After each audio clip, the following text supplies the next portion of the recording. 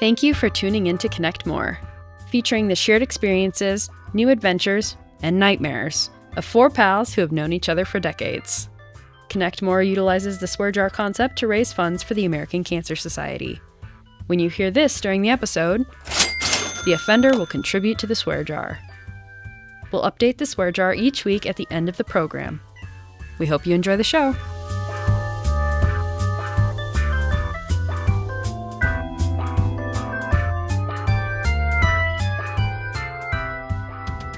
Hey, yo, welcome to another episode of Connect More. I'm Eric. There's John. Aloha. That's Brian. Hello. And that's Jason. Hello. On this episode of Connect More, Jason and I write on a soundtrack. Brian and John tell us why they look to the sky when their knees start aching, and then we whip around on sights and sounds. But let's start with a check-in with everyone. So we're a couple episodes into this podcast now, and I'm sure you longtime listeners have noticed we call each other by nicknames. So we thought we'd share some origin stories with you, and I can't think of a better place to start than with the nickname Weenus. Brian, want to share your recollection of how you got your nickname? Sure. I can't put it down to a specific date or even year. It was definitely late 80s.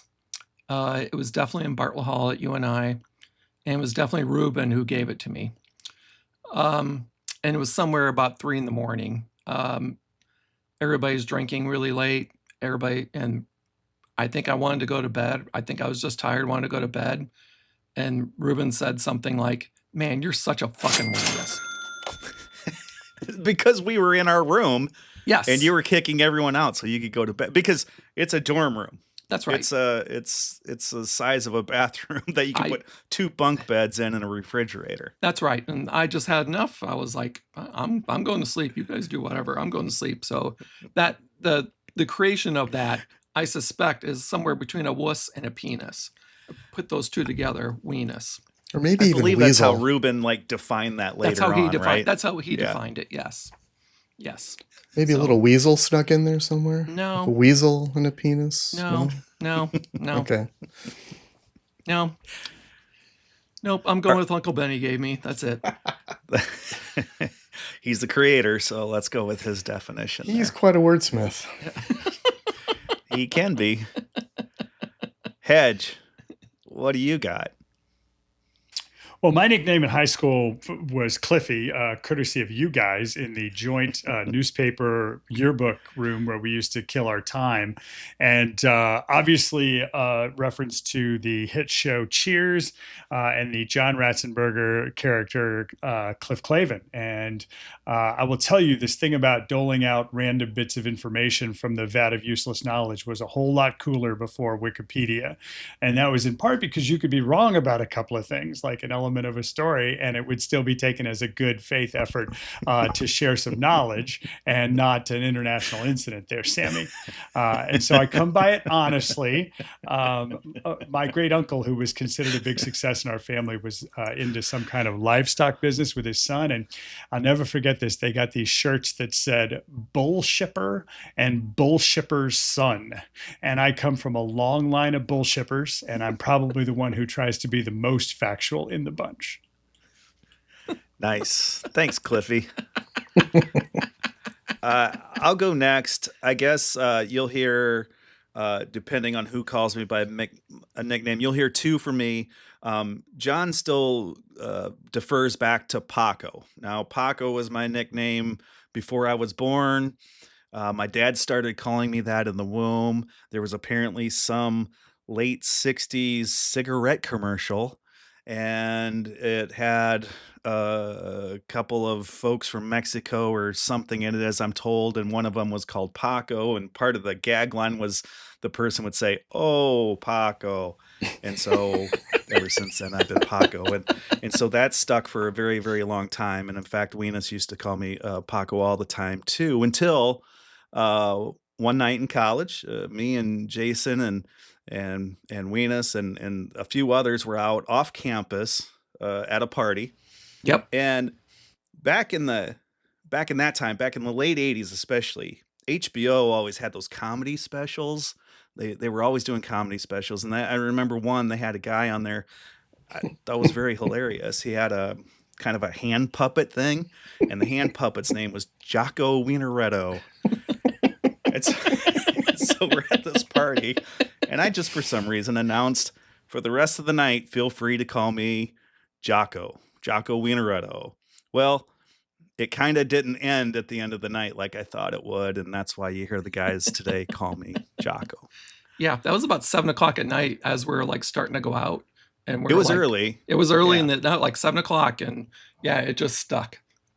Yeah, I think we got to that party in Stryper's clown car. We'd shove like 6, 7 guys in that little Chevelle or It was a No, Ford Fiesta. Red Ford Fiesta. Yeah. Yes, clown car. Well, I saved Jason's for last because his is much more noble nickname. I don't know if it's noble, but it is what it is. So after college, I was in the Peace Corps, and I was in Niger, West Africa, and I was in a village where nobody knew how to speak English. So I had to learn how to speak the indigenous language there. And some of the other Peace Corps volunteers took on like Nigerian names and things. But I thought, let's see if we can get them just to call me Jason. It's my name. Oh, what's your name? And I would say Jason. And they'd repeat it back to me. And they didn't really have a long A sound in their language. So they'd say, Jackson. It's like, no, it's Jason. Jackson.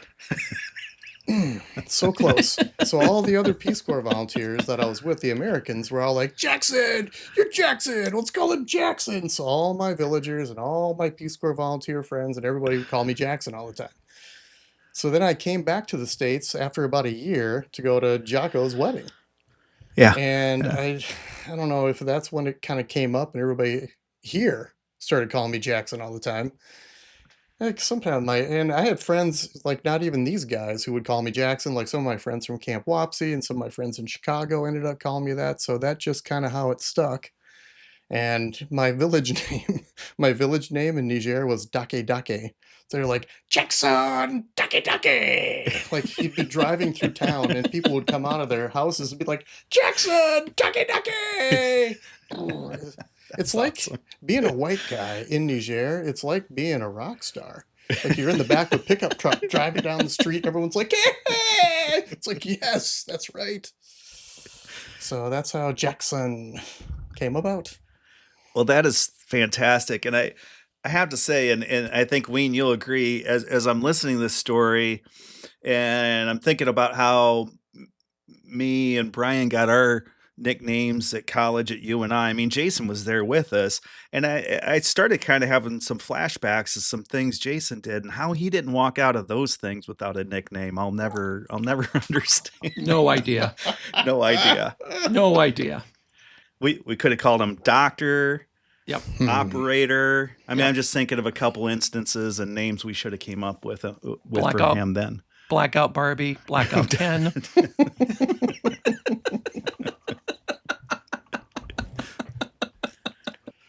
So many options.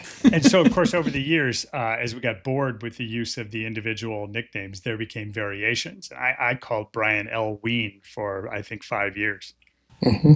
That was after Yes. our San Antonio trip. Yeah. San Antonio, yep, and the green goat, and Yeah, you got right, we Green all- Goat. So we have Spanish nicknames. We have variations on a theme. I know Jock and Jocko are interchangeable. All right, guys, great origin stories we just shared. The only thing missing with these was a great soundtrack.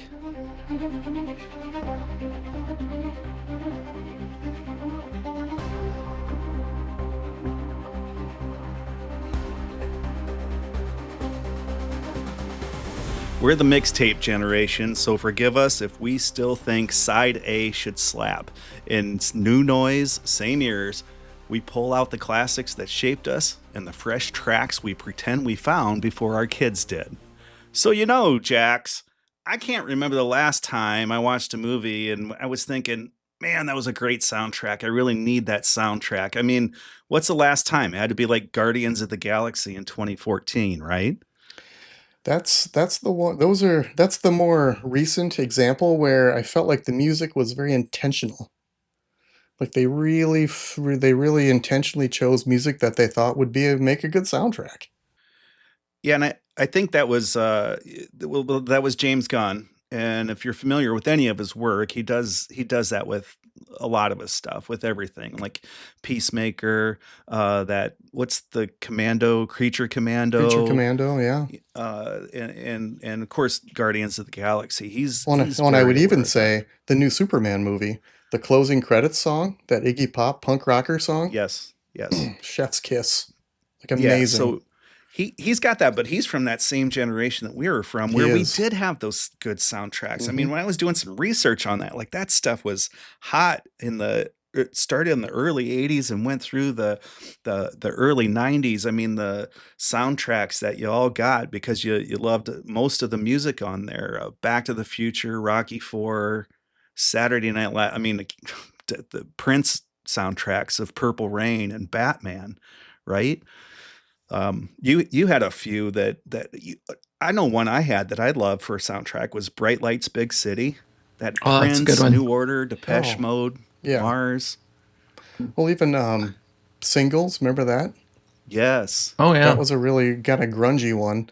But the Yep. ones that, like, when we were in high school, like, think about Beverly Hills Cop. What a killer album that was.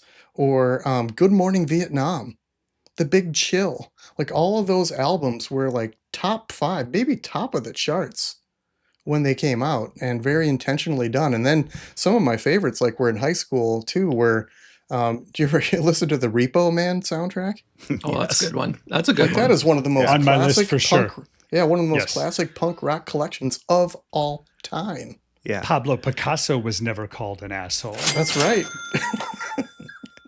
They really back then made the Do-do-do-do. movies, and those soundtracks were just as big a part of the movie, and they helped to really set the time and the scene. I thought they were used very strategically.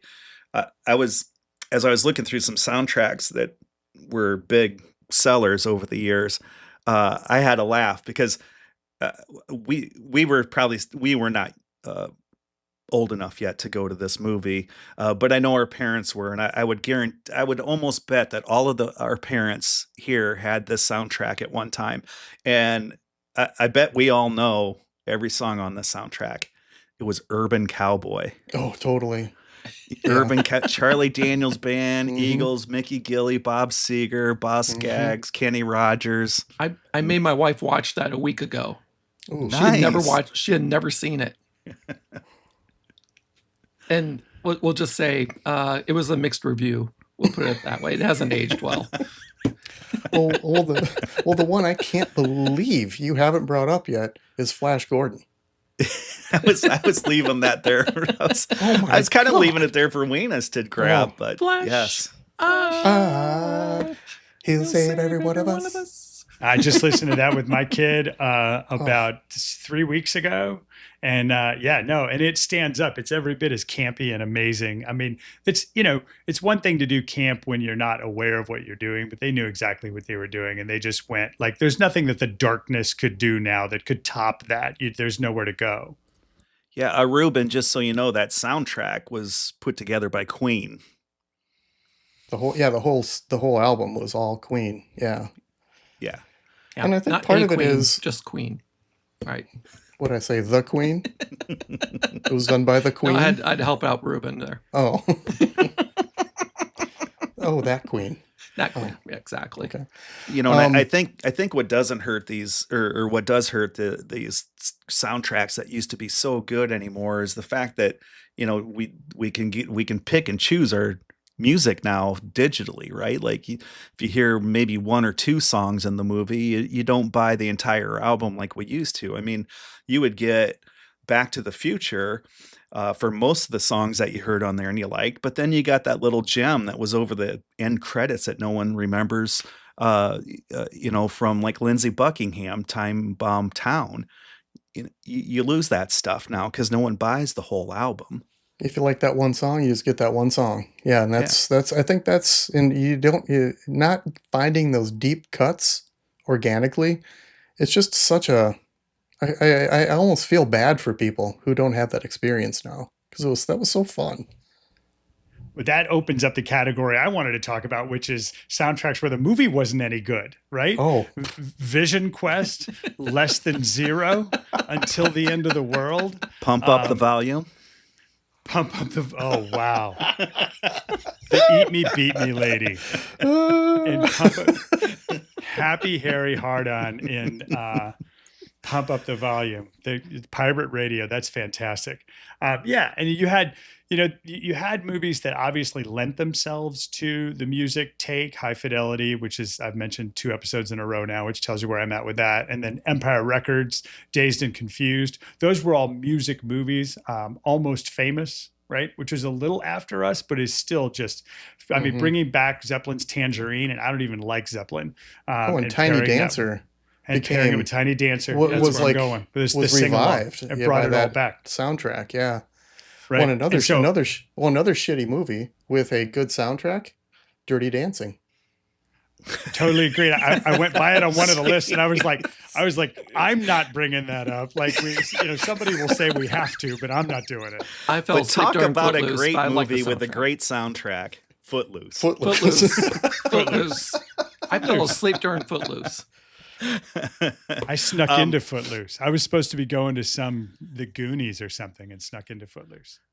So, Ruben, just as you'll remember, there's a huge debate amongst our family and friends, and mostly me and Tanya, my wife Tanya, we get into this debate. She's very much Dirty Dancing, and I'm very much Footloose. It's a very big debate. Which gets you into Flashdance, which was a terrible movie with a great soundtrack, Yep. right? So we had a whole at least decade of those. I am surprised that on this foursome, the soundtrack Under the Cherry Moon or Parade, music from and inspired by Under the Cherry Moon, did not come up. No, I actually have this on my list, and earlier I was listing off Prince soundtracks, and I stopped myself at Under the Cherry Moon. But that is a good soundtrack, and maybe not so much a great movie. It's a terrible movie, Eric. Like, I could tell you every single track. Sorry, on that. but yeah, right. No, I'm sorry about your guy, but it's a great soundtrack and a terrible film. Like Sign of the Times. Every single track on that. Yes. Which, by the way, was a movie, right? That's right. It was. Sure. A concert movie. Great Performance movie. film.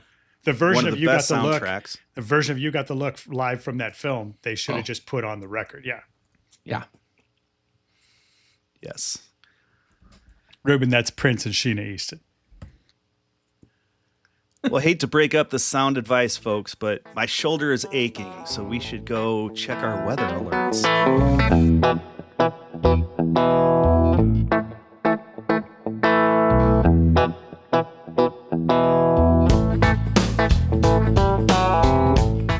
Well, we're Iowans, and like all good Midwesterners, we're checking those weather apps before our feet even hit the floor in the morning. 95% of our small talk kicks off with judgments about too much or too little rain, too hot, too cold, too humid. Welcome to Hot Enough For Ya, where we try to find something to discuss about the weather that's actually interesting.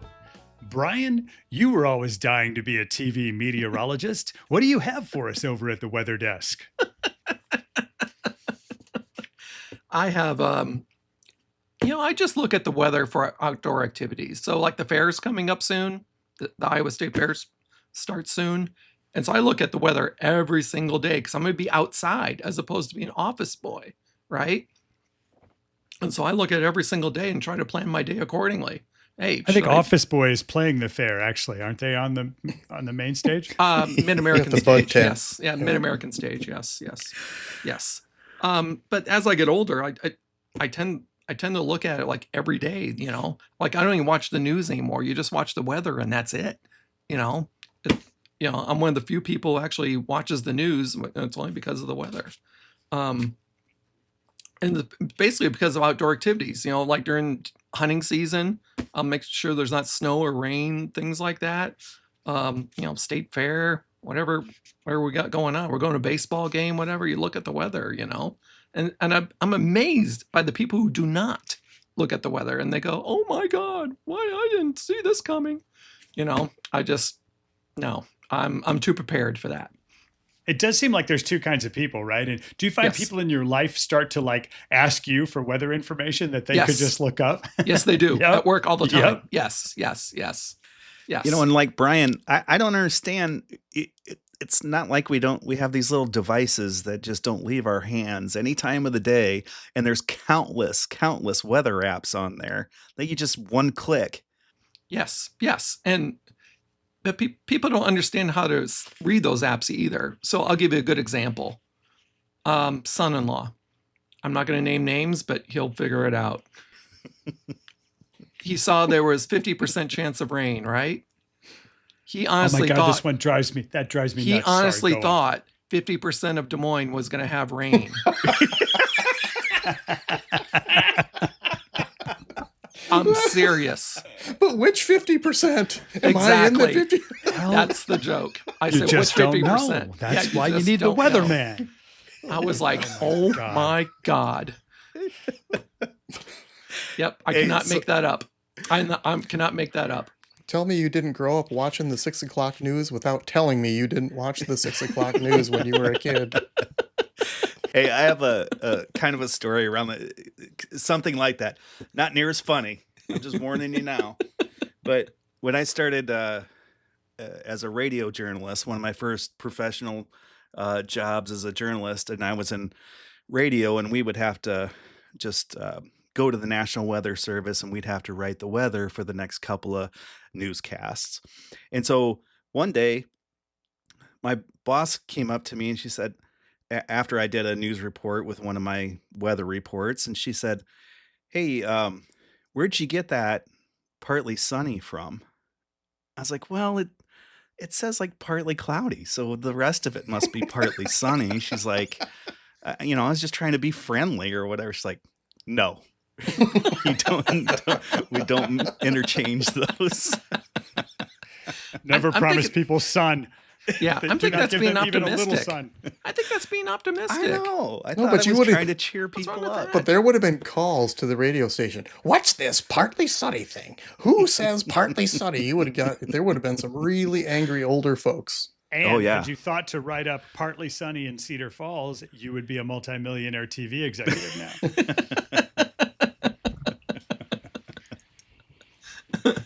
My weather story is a little broader in scope, but I thought of, this is like old guy weather stories. Like this is, we're sitting around on the porch like Bartles and James telling old weather stories. That's what I thought we were.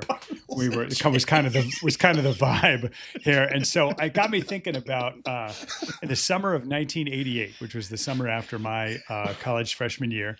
I took a job on a construction site building a coal generating power plant. And of course, when you hire me in as a laborer, you're not going to give me anything big to lift or difficult to do, right? And so I'm carrying around like the pneumatic controls piping that you have to keep very, from getting dented or punctured. And, and they convinced me that was an important job.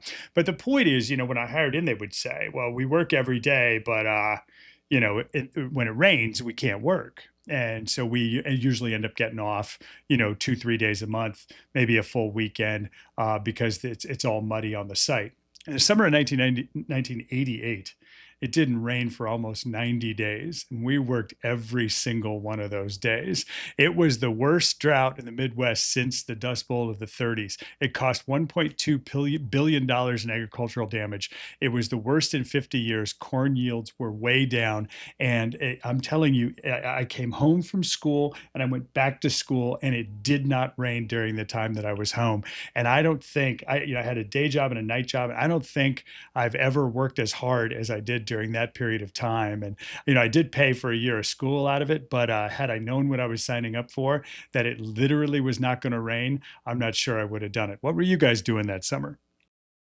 I was in summer school up at UNI.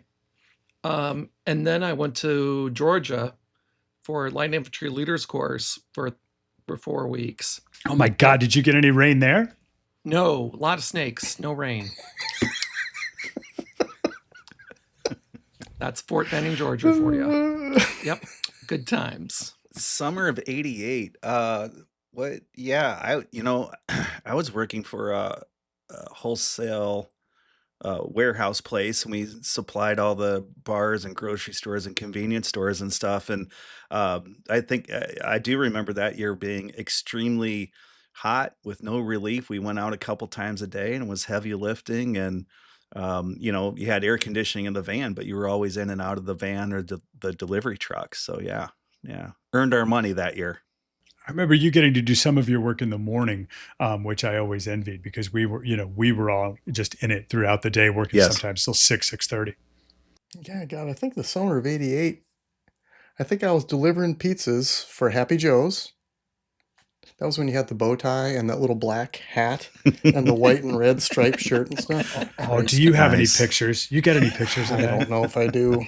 Oh man. They're But then I burned. think that was also the summer though that I worked at Armstrong's department store at the mall, like doing Oh. maintenance and like emptying trash cans and breaking down boxes and stuff. And that was the summer that they filmed Field of Dreams at Dyersville. Oh yeah. Oh. I'm And- guessing it was. Most of the movie cast stayed in Dubuque. So you'd see him like walking around the mall sometimes, like there's Timothy Busfield. Oh my God. But Kevin Costner brought his film to get developed at Armstrong's. Ooh. So of course he dropped his film off. We were all like, let's look at his pictures, right? So, so we looked at Kevin Costner's pictures from behind the counter. And it was like him and his family was sitting around the hotel. It was like super boring, but I remember looking at all That's these teenage amazing. doofuses like looking at Kevin Costner's pictures. That is amazing. Actually, that makes me wonder if what's depicted in Field of Dreams, reflects the fact that it had been a drought that whole summer. We'd have to go back and look. It's actually there was a story about that. One of the guys I know here, his dad or his uncle or something owned a manure pumping company or something like that. They actually had to go and water the corn in the outfield because There it you was go. so dry. And they That's took a great these story. big, I did like not know giant that. tankers full of water out there and watered the corn so it didn't look like a drought. Yeah, Yeah, because that it all would have tracks totally now. wilted otherwise. Yeah. Mhm. Wow. That's great. Look at us put that together. Well, just like in the Twisters we love to chase, it's time to get whipped around.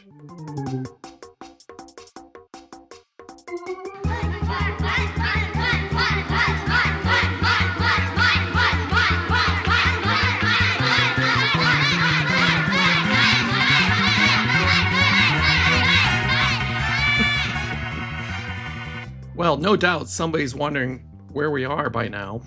So before we get called back to reality, let's stick and move with some quick takes, fast laughs, and then we're out. It's time for a good old-fashioned whip around. Whip around. Whip around. Whip around. Whip Whippa, around. whippa, whippa. Whippa, So- whippa, whippa. They aren't really a thing anymore, but for a trip down memory lane, what's your favorite TV theme song and why? And I'll start with Pick me first. Pick me Okay. first. Eric. Pass. I Hello. curated this whole list because I figure we're gonna have some duplicates. So I'm gonna pass. I'll actually go last. I Okay. just want to let you know I nerded out and created a list. So I don't want to repeat. So you guys go ahead. I have a primary and backup, so I'll just leave it at that. All right, I'll go with John. Guys, February 1976, the theme from SWAT. This was a number That's a one good song by Rhythm Heritage. And so number one on the charts. That's only been done a few times. That's only Welcome Back and the Miami Vice theme. There's like 5 of them. And this thing went to number 1 in the Billboard charts. That thing uses a vibra slap, which was the disco instrument that kind of created the vibration in the percussion. It's maybe the best use of vibra slap on record. It was a legitimate disco song. It's got a melody you can't forget. And when you dig into who performed this thing, there were excellent LA session musicians, but 2 of the guys playing on this song are Ray Parker Jr. and Jeff Porcaro. Porcaro played on everything from Toto to Thriller. And of course, we know Ray Parker Jr. from the Ghostbusters song. So Rhythm Heritage and the theme from SWAT. I thought Isaac Hayes created that. Am I wrong? Nope, that would be Shaft, and that's a whole different thing. Yeah, Got but it. We'll do That's a my whole confusion. episode on That's do a my whole episode confusion. on Shaft. I cannot believe Shaft didn't come up in the movie soundtracks section, but here we are. All right, let's go with Jason. Oh, that's a little tough to follow.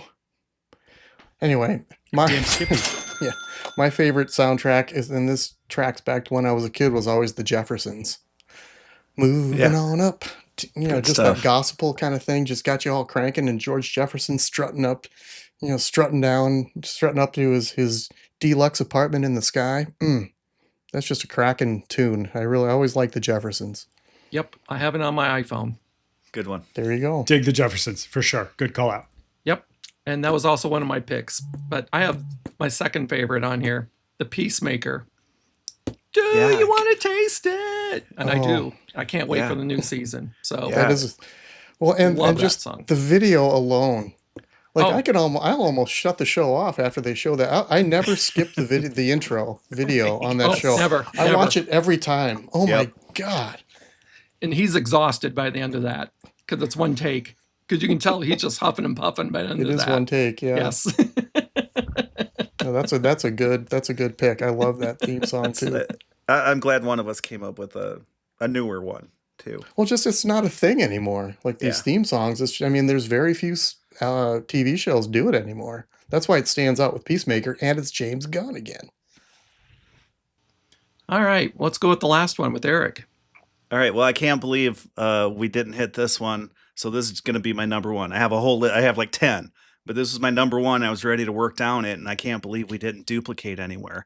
But it's got to be the Greatest American Hero theme, right? From 1980. Love I that mean, one. that thing was iconic. I'm sure that thing Could charted. still sing it. Yeah, you can still sing it. And then, of course, it was famously brought back on George Costanza's answering machine. That's right. So, I mean. Where could he be? Believe it or not, Let's do it. he's not home. Well, I thought you were gonna pull out Sanford and Son. That's what I thought you were saving for number one. Miami Vice. I thought he'd say Miami Vice also. So if you knew the obviously, way Eric looked in high school, if you knew what he was doing on a Friday night, if you understood how many plans were delayed to catch whatever was happening with Miami Vice, How he would have many said, suit coat sleeves got rolled up? How many good, skinny ties were worn? Yeah, Not just yeah. high school. That went into college, man. That was serious stuff. He owned the Miami Vice tux, people. Okay? I went to prom, junior prom, in a Miami Vice tuxedo. That's true. And then you bought one on a clearance rack after when you were in college. Yep. So true. I thought you were going to bring up Sanford and Son because of the Johnny Sacco cover they used to do in those concerts all the time. They'd rip out Sanford and Son. Yeah. Oh, That's man. another good one. Also up there for me personally is WKRP in Cincinnati. Oh, sure, that is classic. I think when you think about that one, that's one that everyone can sing to as well. Yep. Honorable mention. Yep. All right. Yep. That's good. All right. I'll consider ourselves whipped. Swear jar amount to benefit American Cancer Society is up to $16 after 2 shows. All right. Let's roll closing credits, please. Thank you for listening to Connect More. I'm the producer. Please subscribe and like this podcast because it's my only chance of getting paid for this gig. Connect More is a product of Pantiger LLC and is hosted by Brian Danielson, Eric Van Lanker, Jason Nisus, and John Hedgecoth. Connect More is edited by me and Jocko. The showrunners are Jax, Hedge, and Weenus. Theme music written and recorded by Ryan Veeder. Cover art designed by Leon Golden. Musical director is Evil. Legal liaison is Brian. Lead writers are John and Eric. Runner-up writers are Jason and Captain Danielson. Publication coordinator is Jax. Special thanks to GVC, Aaron, Miss Roper, and Yoko. Visit us at connectmore.com.